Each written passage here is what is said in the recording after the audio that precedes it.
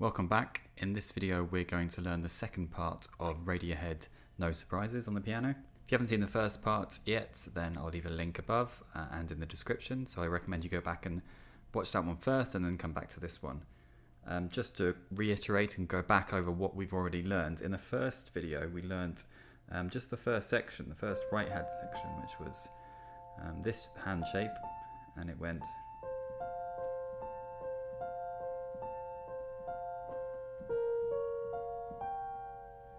and then the left hand was going from that F to that B flat, and then swapping to chords and up and to the right. So I'll play all of it again.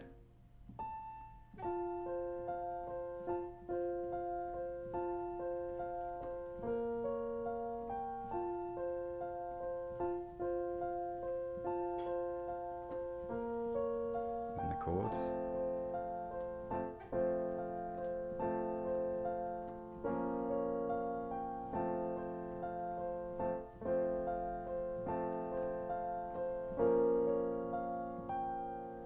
Now if you haven't quite mastered that yet, don't worry, just pause this video, go back to the first video if you need to, and keep practicing it over and over, and definitely slow it down. It doesn't need to be that fast. And do each hand separately if it helps as well. The key is to repeat as many times as you need to, and slow it down to a pace that you can easily handle, and then you can speed it up afterwards.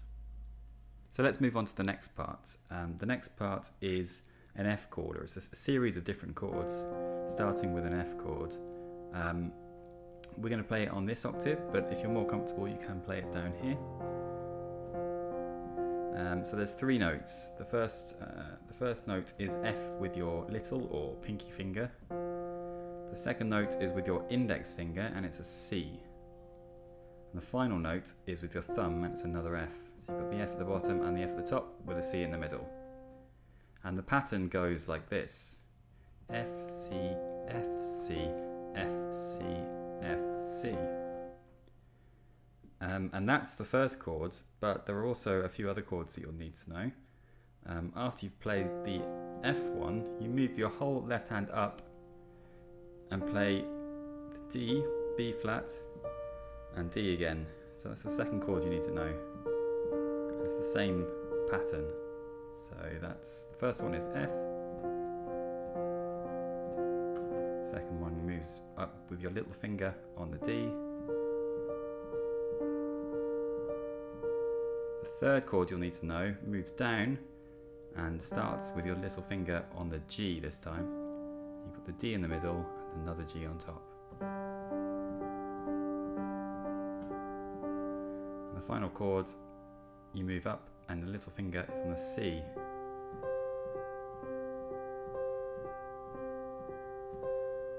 So practice those chords until you've got them flowing quite comfortably. Again, slow it down and then speed it up once you get more comfortable.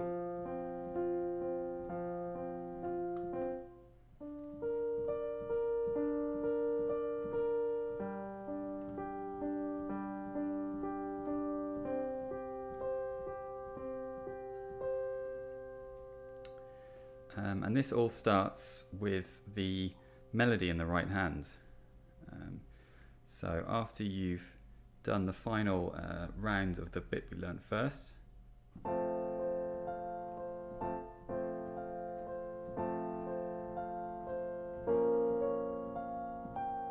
it goes into this new section. And I was playing it on this octave, but like I said, you can play it down here. Sometimes actually it sounds better lower in the lower octave. Keep the right hand where it finished, and the right hand melody goes like this.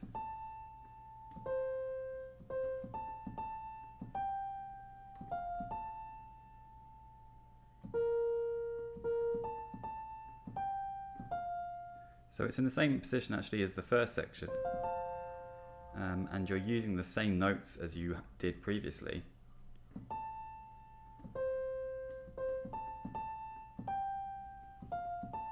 You're going down there, so reach up and to the left with your right hand, and your thumb is on the B flat. and then it goes up with your little finger on the higher B flat, and then down on the D.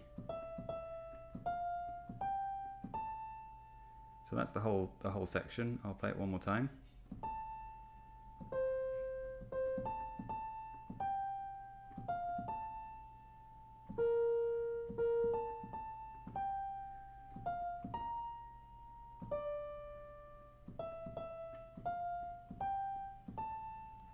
And that goes with the bass. So remember, we've got our little finger on the F, our first finger, index finger on the C, and then our thumb on the F there. And we start with the right hand in the same position. And let's play them both together. So it should sound something like this. I'll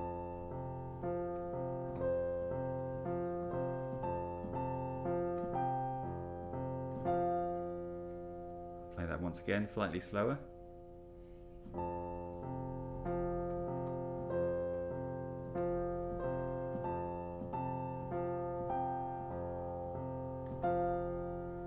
And then after that, we move up to our second chord, which starts with your little finger, pinky finger on the D.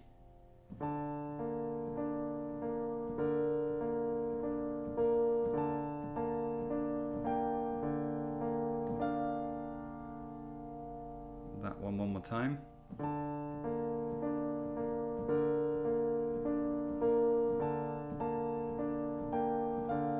Sorry, messed up the right hand a little bit there.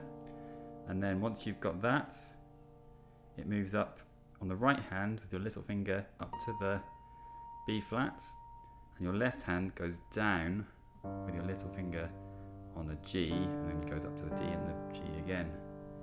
So altogether that is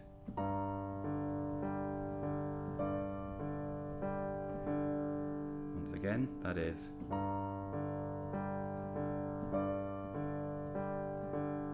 good. And then the final section, the left hand moves up to the C and the G and the C, so get your hand ready for that. Your right hand again doesn't move, and together it goes like this. Sorry, it starts on the E on the right hand.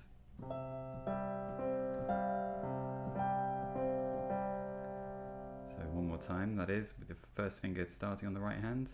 Sorry, twice. And then again, keeping your right hand still, move your left hand back to the original position, which is the F, C and F. And you just finish with a little finger on the A note there. Okay, so practice that section a few times until you've got it pretty okay. Feel free to slow it down. I will play it one more time very slowly so you know how it should sound.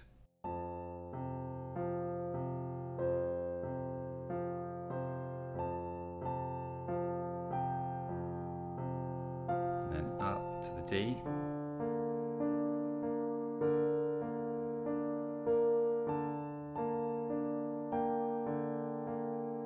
Down to the G. Up to the C. And finally, down to the F.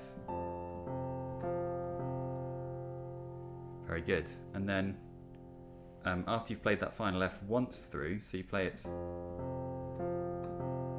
you move back to the original section. So remember, on the right hand, and you can keep your thumb on the top note that you just played. So it goes, you play this F chord once through, and then like that.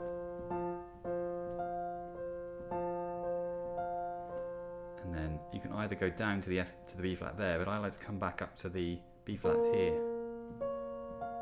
And then your thumb is in position to hit that F again, like you did in the first section.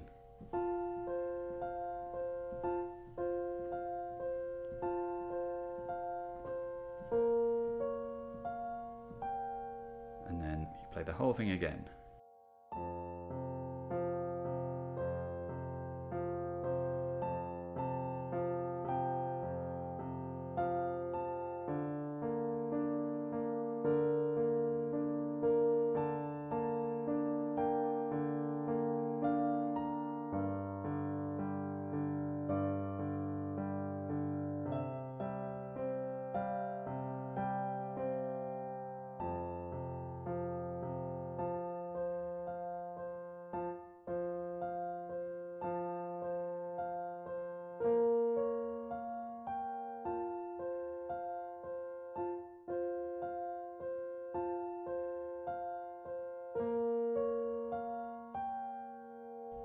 the end of that section. So the once you've got the chords in the left hand down, that's a really good start, and the right hand doesn't have to move too much for this bit, which is a huge help. If you're struggling at all with moving up the keyboard, then you can keep it in the left hand. You can keep it simpler by playing it down where your hand finishes. So after the final F chord there, you can play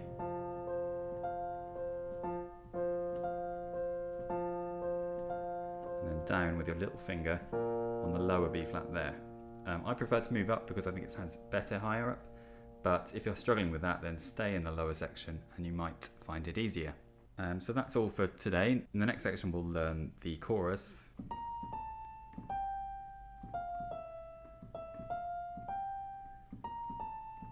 And the left hand that goes with that.